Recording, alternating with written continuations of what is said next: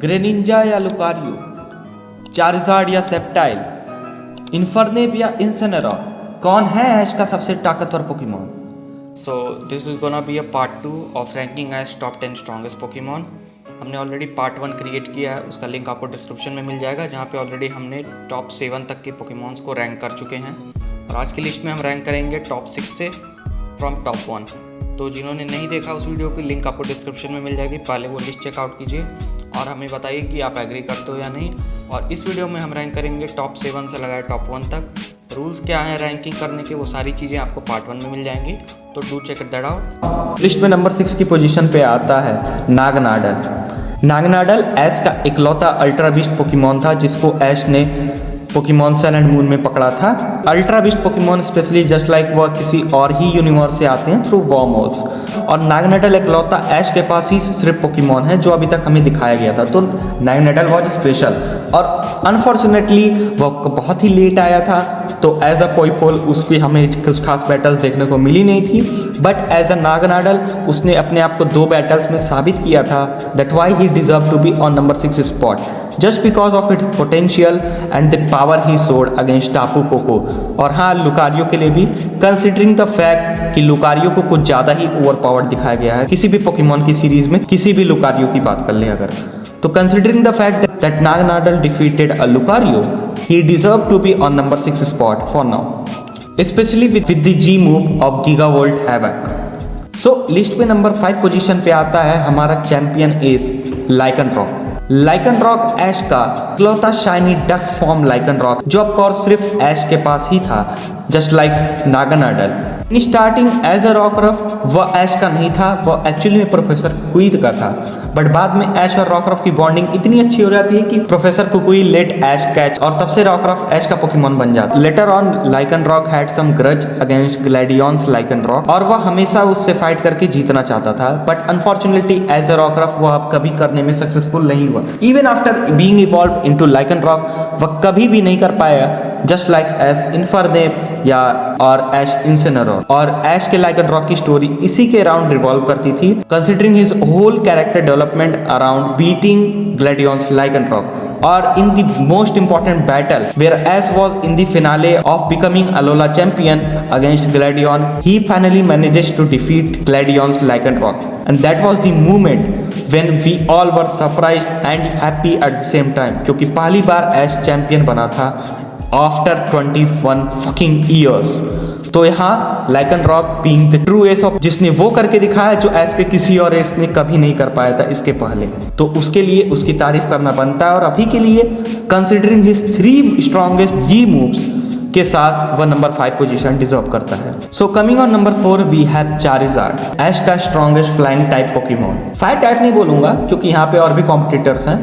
तो ऐश ने चारिज़ार्ड को चारमेंडर के फॉर्म में पकड़ा था, जहाँ पे ऑफकोर्स इसकी भी बैक स्टोरी बहुत ही ज़्यादा सैड थी, जहाँ पे इसको किसी एक पर्टिकुलर ट्रेनर ने ये कह के छोड़ दिया था कि मैं तुम्हें बाद में लेने आऊँगा, बट कभी आया नहीं। बाद में ऐश ने उसको कैच किया और एज अ चारमेंडर ने बहुत सारी हेल्प की in his earlier stage, defeating a lot of gym leaders and other trainers and giving him a lot of success। बाद में एक पूरे शहर को बचाने के लिए from a lot of executors he finally evolved into Charmeleon, और वहाँ से इसका डाउनफॉल स्टार्ट हुआ क्योंकि when he evolved into Charmeleon वह ऐश की बात सुनना बंद कर दिया, considering the fact that he believes that Ash is not a worthy trainer for him more, और वह ऐश को कभी सीरियसली नहीं लेता था। और बाद में while fighting a random fossil Pokemon, I don't remember the name, but उससे फाइट करने के लिए he evolved into Charizard, और वह ऐश को ऑलमोस्ट मार ही डालता है with his flame thrower, but Ash somehow survives every time, तो उसमें कोई नई बात नहीं है। And then also he wasn't listening to Ash, और उसी के कारण ऐश कांटो लीग हार जाता है जो वो आसानी से जीत सकता था against Richie, but Charizard refuses to listen to Ash and also to battle Richie, considering the fact he wasn't interested in battling Richi's Pikachu। बाद में on Orange Island while battling a Palpitoad, Charizard was defeated brutally। और finally आखिर में एक बार हार का स्वाद चखने के बाद जब वह देखता है कि ऐश उसकी कितनी केयर करता है, कितना सपोर्ट करता है, तो finally he realises that Ash is worthy of him, और बाद में वह ऐश की सुनने लगता है। और जब एक बार सुनना स्टार्ट किया उसके बाद तो Charizard being undefeated Pokemon Like I still remember versus Gary bat, one of the best battle of the Pokemon anime, जहाँ पे वो गैरी के ब्लास्टॉयज को हराता है और बाद में भी वो कई सारी बैटल्स में हेल्प करता है इसकी, या of course considering the battle of that defeating legendary Articuno of course, and of course the best entry of Charizard in the Unova league when while battling Iris Dragonite, और उसको अच्छा खासा स्वाद चखाया। The only thing which is stopping him is Pokemon company itself, क्योंकि the problem is हर बार जब भी एज का चारिज़ार्ड आता है उसके मूव सेट्स में कई सारे चेंजेस होते हैं। लाइक इवन तो उसका सबसे पावरफुल मूव था उसका सिग्नेचर मूव सेस्मिक टॉस, और यूनो में जब चारिज़ार्ड रिटर्न करता है तब उसको चेंज करके they decided to keep a move slash, they literally change the powerful seismic toss with a slash. अब इस मूव के साथ and considering other moves like flamethrower, wing attack and with a dragon tail, मैं इसको इससे ऊपर तो रख नहीं सकता। हाँ, चारिज़ार्ड के अंदर पोटेंशियल है, बट कंसिडरिंग द फैक्ट वह हर बार जब भी आया उसके मूव्स के साथ साथ उसके पावर्स भी रीसेट हुई, यानी कि अप या डाउन, मोस्टली अप ही हुई, बट इन यूनोवा में केस थोड़ा उल्टा पड़ गया था, जहाँ पे स्टार्टिंग में तो अप दिखाया गया, बाद में डाउन कर दिया गया, और उसके बाद हमने चारिज़ार्ड की कोई बैटल कभी देखी नहीं on screen.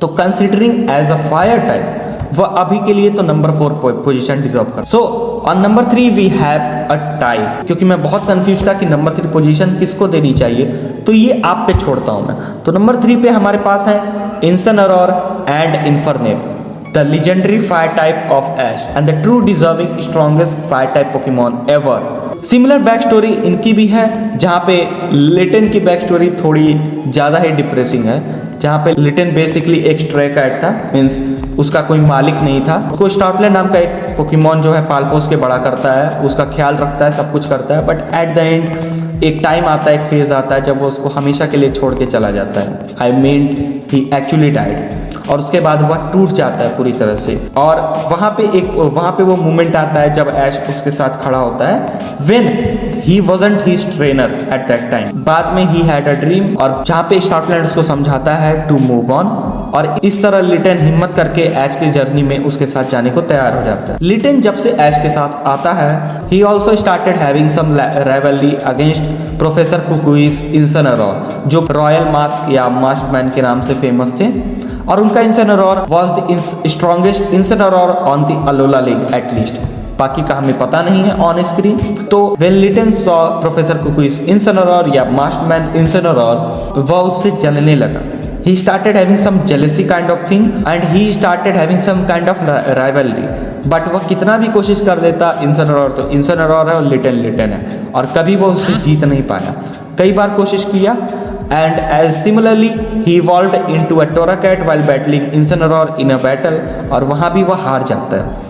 But at last in the finale he finally took the revenge, and trust me वह बैटल काफ़ी था इन्सिनरोर को टॉप 3 पोजीशन पे लाने के लिए, because that battle was totally filled with fire, considering the one of the most important and interesting battle of entire Pokemon anime, जहाँ पे he finally manages to defeat Incineroar in his Torracat form and using the remaining power to evolve into Incineroar।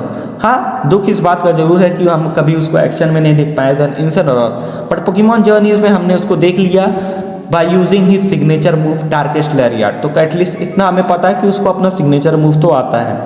तो अभी के लिए as a fire type उसने जितनी power दिखाई है, he is on that list.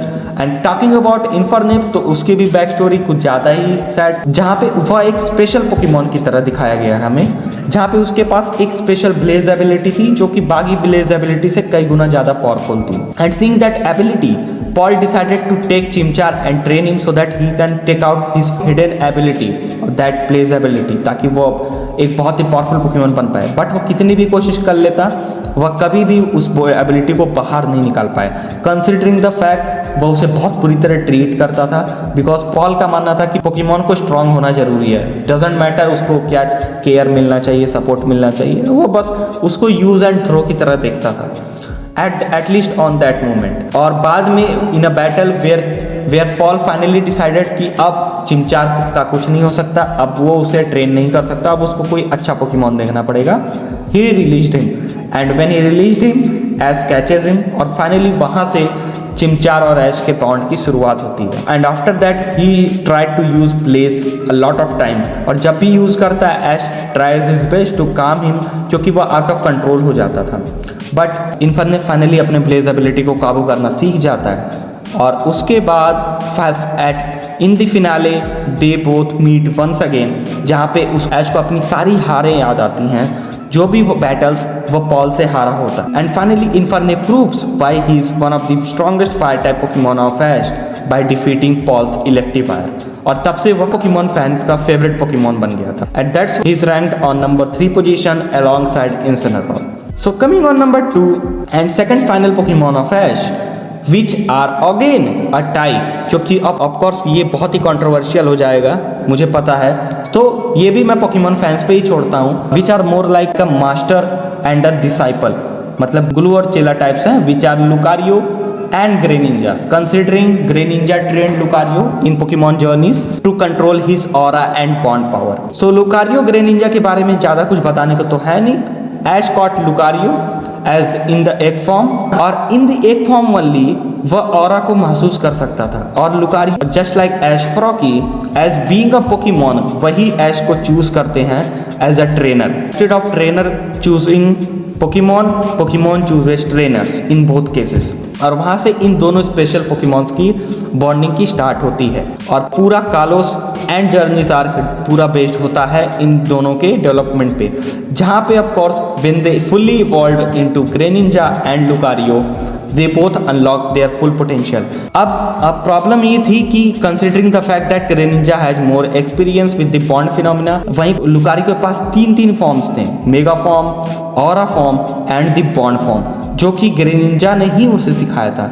तो अब ये कहना बहुत मुश्किल है कि क्या लुकारियो ने ग्रेनिंजा को सरपास किया है क्या नहीं, क्योंकि उस ट्रेनिंग के बाद उसने ऑफ कोर्स सिंथिया के गार्चॉम्प को हरा रखा है, जो कि अपने आप में बहुत बड़ी फीट है। And I truly accept that defeat of Cynthia's Garchomp. That was evenly and the fair battle I consider in Pokemon Master 8 alongside Ares versus Cynthia. तो हाँ, लुकारियो बहुत ही पावरफुल है, तो इन दोनों पे टॉप 2 पे कौन रहेगा इसका भी डिसीजन मैं आप पे छोड़ता हूँ। तो let me know down in the comment section number 3 और नंबर 2 की पोजीशन कौन डिजर्व करता है, and what do you think of that. तो लिस्ट में नंबर 1 पे आता है हमारा दी वन एंड ओनली ऐश का पिकाचू। ऑफ कोर्स इसकी जगह तो न कभी कोई ले पाया है, न कभी कोई ले पाएगा।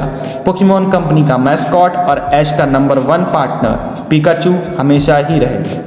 Considering the fact that Pikachu is on his second stage, not even on his final stage, and with the 21-year experience, this Pokemon has defeated many legendary, pseudo-legendary, mythical Pokemon। कितने का नाम लोगे, और ऑलमोस्ट हर एक legendary से ऐश और Pikachu मिल ही चुके हैं। तो end of course after the battle of Ash versus Leon मुझे एक शब्द भी बोलने की जरूरत नहीं है, why Ash Pikachu is on the top. हाँ, अगर उसके जी मूव्स या किसी और फिनोमिना को हटा दें तो कह सकते हैं कि पोकेमॉन ऐश का पिकाचू इतने ऊपर नहीं आएगा। But taking all that, Pikachu will be on the number spot unless until you take Solgaleo, क्योंकि while battling Ash versus Leon उसके ड्रीम में ऐश के सारे पोकेमॉन्स के साथ साथ सोलगैलियो भी दिखा था। बट ये कंफर्मेशन नहीं है कि सोलगैलियो अभी भी ऐश का ही पोकेमॉन है, तो मैं अभी सोलगैलियो को काउंट नहीं कर रहा। अगर हम काउंट करते तो इन दोनों की पोजीशन इंटरचेंज होगी, मतलब नंबर 1 पे सोलगैलियो आएगा, नंबर 2 पे पिकाचू आएगा। Okay, but for now Pikachu deserve number 1 position. और ये थी मेरी top 10 list of Ash top 10 Pokemon. I hope आपको पसंद आई लिस्ट, अगर आई तो भी बताइए, और नहीं आई तो क्यों नहीं आई in the comment section, so that I can improve the video and look out where I have been wrong. So please subscribe my channel if you are new on my channel and press the bell icon to get the notification on time. बाकी आप screen पे tap करके left या right video देख सकते हो, और हाँ, प्लेलिस्ट को फॉलो करना मत भूलिएगा, उसकी भी लिंक आपको डिस्क्रिप्शन में मिल जाएगी, जहाँ पे हम ऐश के सारे पोकेमॉन्स को रैंक कर रहे हैं। I hope you like the video. See ya, have a good day, till next time.